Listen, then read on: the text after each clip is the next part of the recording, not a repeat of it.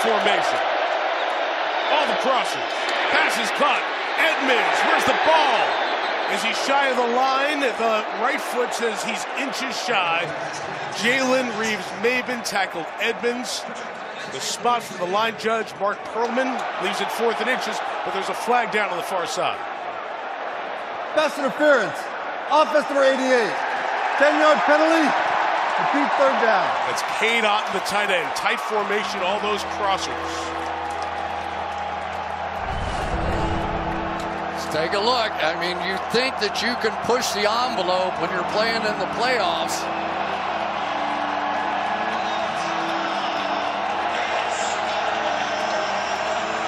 The interesting thing was he picked a guy that wasn't even in coverage on the crossing route. 3rd and 15.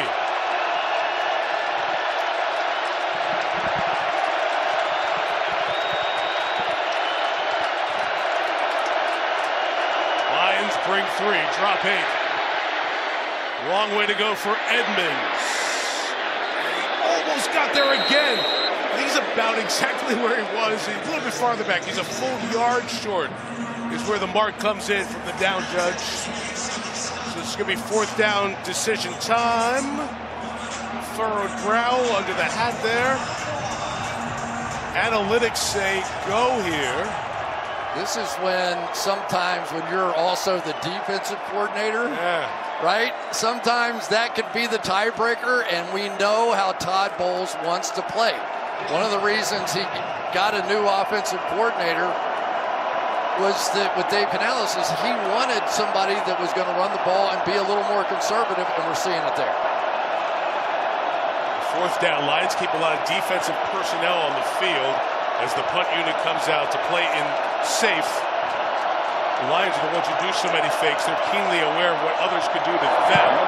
As Jake Camarda, a terrific kicker, hangs a deep one. Donovan Peoples-Jones lets it go, but it is a touchback. So a long kick of 66 is a net of 46. The city packs a punch. The fist of Joe Louis. Against the Eagles a week ago, we saw the Bucs come out in a 6-man front and let those 2 linebackers run and make all the tackles. So what does Goff do as soon as he sees that thing? All right, fine. You got nobody left. Let me take off. I just feel like Jared Goff, in a way that I've never seen him in his career, feels calm on the air and is making easy decisions look easy, but he wasn't that way always. I'll just say that. Laporta the catch, 1st down, and a gain of 4 out of bounds at the 31. Chris, he's only been in the league 8 years. I say only. It feels like it's longer than that. And you know what he's done? He's developed. He's gotten better as a player from when he was with the Rams. He's been coached well here and grown. Yeah, and we were talking to him this week, and he said, you know, I don't know if it's because they were chanting my name before the game or what. He said, but I had this sense of calm over the entire game a week ago against the Rams, and it looks and feels like that once again. The 31, it is Montgomery with the inside run. No gain. So he's a former #1 overall pick, and so is Baker. I thought they had a very interesting conversation that they brought up to us. And Goff started it, not this week, but last week. He said, you know, as a former #1 overall pick, you lose that chip on your shoulder, and you've got to find it again. And when both didn't work out with the Rams and Cleveland, respectively, they got that chip back on their shoulder. And what did Dan Campbell tell us? He said, if you don't have anybody to hate, you got to find somebody. And I think that's what coaches do. They just try to stir the pot and give you that little chip. Jonah Jackson, left guard for the Lions, came out on that play. We'll watch that as Goff throws inside. And Laporta's on the run again. Sam Laporta thrown down at the 44. A dozen there and another 1st down for Detroit. First of all, this Lions offensive line is one of the absolute best in football. They really are. And when you're showing all this junk up here, and all of a sudden it's all blocked, and your quarterback is just in a rhythm as such, he's seeing everything that's happening. And I tell you, Sam Laporta's eating them up. The last time these two teams played, Levante David did a great job in man coverage. You just wonder, are they going to flip back? The 44, Goff going to take a shot downfield. That's Jameson Williams, the intended target on Davis. Incomplete. Melissa. Mike, you talked about Sam Laporta's bone bruise on his left knee. He told me he surprised himself by playing last week. He said this week he has more trust with planting and making tight cuts, but he's never played with this bulky of a knee brace, and he's definitely not 100%. He's been putting a heat pad on it while on the bench, and he told me once again this week he's relying on adrenaline and 66,000 rowdy fans. They're behind him for sure. 5 catches, Melissa, 46 yards. So far, Coyote Owashika is in at left guard for the last 3 snaps, replacing Jonah Jackson. Goff throws in the middle, and Williams can't bring it in. Jamel Dean there, able to knock it away. Jamel Dean's having a really good game. It would have helped with the 1 interception, but he has been doing a job so far, and that's against the fastest receiver that the Lions have. But that's the kind of confidence that Jamel Dean has always played with. He's a guy that will jump routes. He wants interceptions. He wants to make the quarterback look bad. And so far, he has. Quick count, 3rd and 10. Goff deep drop in the middle. That one not held on to by St. Brown. It was Joe Tryon-Shoyinka dropping in coverage, coming across for a hit. St. Brown lost concentration, and the drive stalls there. That's something else, isn't it? We talked a little bit this week about Joe Tryon-Shoyinka, and when you watch him move around on the practice field, you can't believe something that big can move that fast and that athletically. I think he can play just about any position on a defense. One of the differences in the game last week, Lions-Rams, was net punting and Jack Fox pinning the Rams inside the 20. Bucs were unable to do it on the last punt. Here is Fox. End over end, Tompkins fair catch, back at the 13-yard line. Small difference, but part of the field position when it's tight. All the little stuff that's long way to go in this one. Buccaneers, 3 first downs so far. Mayfield pumps and throws, got Evans on the sideline. Complete to Mike right around the 35. They needed that hit with Mike Evans for 22 yards. They need anything, and at least this time they threatened them deep. For the first time, we really have not seen the Bucs do what I think everybody was anticipating, that in particular Mike Evans, such a great deep threat, 13 touchdowns on the year, 3 out of 4 years, 13 touchdowns, and then the speedster Trey Palmer on the other side. They've got to get the ball down the field. Nothing to Godwin yet. Thank you very much. There's Godwin. Nothing. Aiden Hutchinson comes off the line to end that.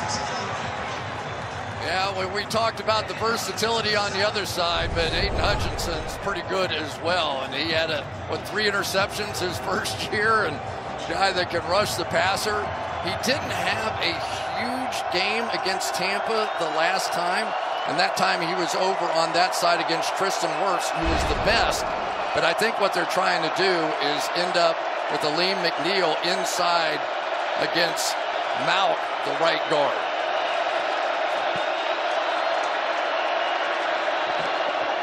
Mayfield inside, give to White. Branch, the nickel, is there. It'll be 3rd and about 6 coming up. We approach the 5-minute mark. Bucs get the ball to start the second half. Lions won the toss, took the ball.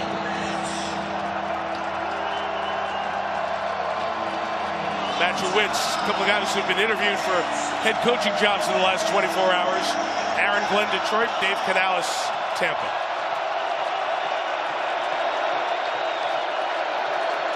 Bucs need to play.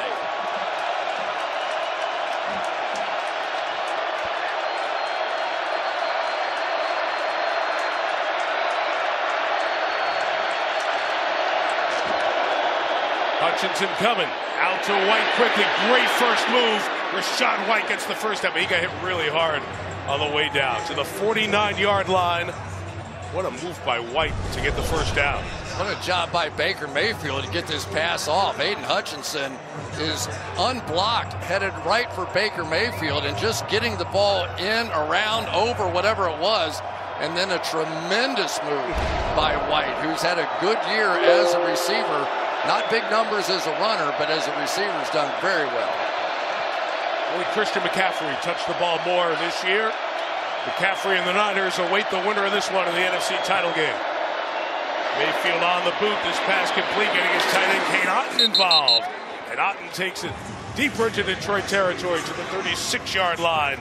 That's a gain of 15 and another first down. Mike, we've been watching a lot of Tampa's offense this week, and it just never felt so far like they'd gotten into it. You know, I mean, this looks more like what they had in the first matchup where they only scored 6 points. Right. But at least this drive now feels like they're starting to get a little bit working, getting outside, getting Baker on the move.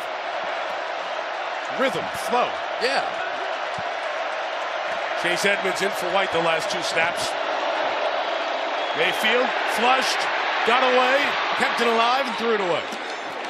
Good job by Mayfield to avoid the sack. The pressure came from Benito Jones up the middle. Yeah, the concern coming into the game was for Malk right here, but this pressure is going to come over this way. And one of the things the Lions were really hoping to do was to isolate the right guard, Cody Malk, and yet he held up just fine there. So Baker, that time at least, saved another one of those sacks that has been ending drives so far for Tampa.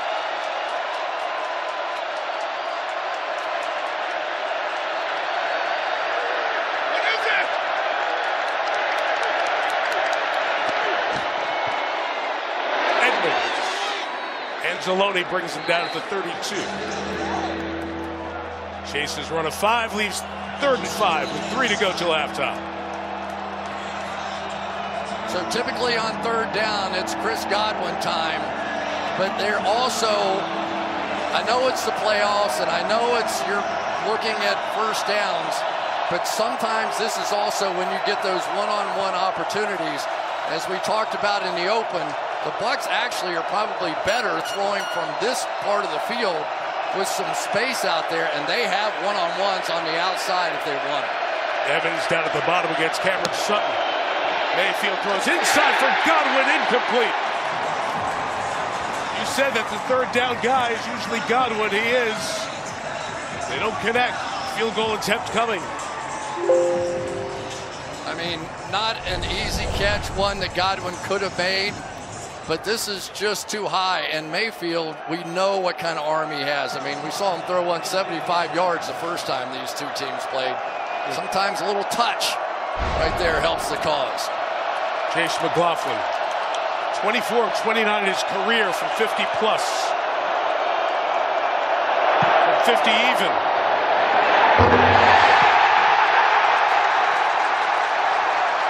First down. An upset. A moment that changes everything.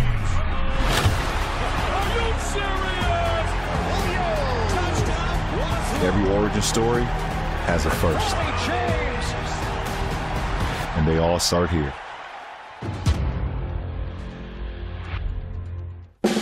Where'd you learn to serve? Oh, I didn't serve, but if your spouse, parent, or grandparent served in the military, you can join USAA. Yeah, my grandpa did, so I'm already in, but I was talking about your serve. Oh. USAA, for the military community. Show me what you got. I am a human chill pill. As someone who took chill pills in the 80s, you need a new dealer. Show me what you got. Mind if I take my dress off?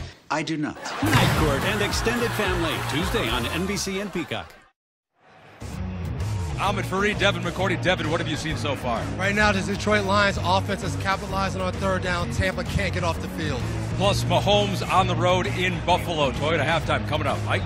All right, Devin, entire team with us here on site in Detroit. Look forward to hearing from everybody here at the half. Full timeouts for both teams as we go into the final 2 minutes here. It's a huge part of the game right now. The Buccaneers defensively, they have to make a play. They can't allow them to go down, put another touchdown on the board here. Off to run left side. Amon-Ra St. Brown, the catch twisted down by Izzian, the rookie, but St. Brown able to keep his balance to get a first down into Bucs territory. We've seen explosive plays by the Lions defense. We have not seen those same explosive plays by the Buccaneers defense. Let's see. So the wrist came down, then I think the elbow came down on the back end. So we're going to take a peek upstairs in replay as we are inside of 2 minutes The runner here. was down inbounds. And I think short. Yes. Right? Watch the ball hand, I think, is the one where the elbow goes down right there. That's it. We're back to the 48. At one point, his wrist is down there. Terry, is there a runoff? Terry McCauley, our 3-time Super Bowl referee, rules analyst. Is there a runoff with this? There is, Mike. He's down inbounds, so they're going to reverse it to a running clock, 10-second runoff, or a timeout from either team, just to Please prevent it. reset the game clock to 1:56, and we'll run 10 seconds from that spot. Okay.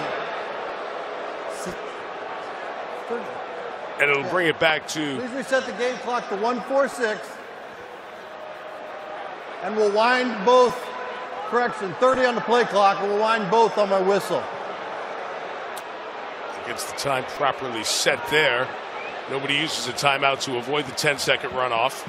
Well, this is the play that's going to decide Exactly. when those timeouts start to be used or not.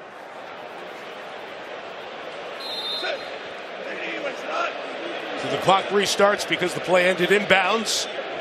Third and a long one, really two for the Lions. Goff steps up and he's sacked. Brought down first sack of the game, and it's the rookie Kalijah Kancey who gets there. And we have an injured Lion in their center, Frank Ragnow. That is really big for Detroit as well. Ragnow, the second team All-Pro, down in the athletic training staff, out to look at him. Here, right behind Jason Kelce, athletic training staff not around him right now. You watch what happened to him as Goff was sacked by Kancey and he got rolled up on. He's listed Wednesday as a veteran not practicing with knee, back, toe, and rest. And it's been kind of the story for Ragnow over the last couple of years, lots of different injuries. Because of the injury, the Lions get charged the timeout. The Bucs keep all three. It's 4th and a long 5. The Lions go hard count here to try to draw the Bucs off. And now Jack Fox kicks it away. Tompkins makes the fair catch back at the 7-yard line, so the Bucs get it back with 1:28 and all 3 timeouts.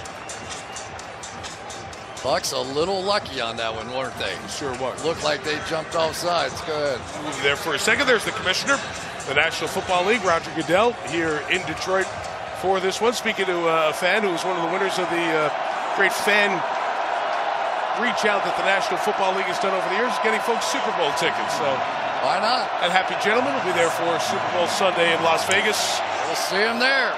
21 days away, only 6 teams alive to get there. Niners, Lions, and Bucs, Ravens, Bills, and Chiefs. 88 seconds, 3 timeouts. Mayfield begins with Rachaad White. He's had some good gains on the ground, shy of the 20-yard line there for first down. It's interesting. They'll go a fast pace here now to try and create some offense, but they still need another first down. For the pattern, Mayfield throws sideline. Evans can't bring it in. A couple of times he's had ones we've seen him catch before. Now we're down to that in-between down here, right? And do they go and stay hurry up? If you throw 2 more quick incomplete passes and have to punt, you're giving the Lions another chance. So you got to work that balance here. Evans goes to the other side. Mayfield comes back this way towards Palmer, and he caught it inbounds. See if it's a first down or not. Running the ball in to try to get it marked. Palmer had the knee down, had the catch, and has the first down. It's marked as 3rd and short for now. He should be right at the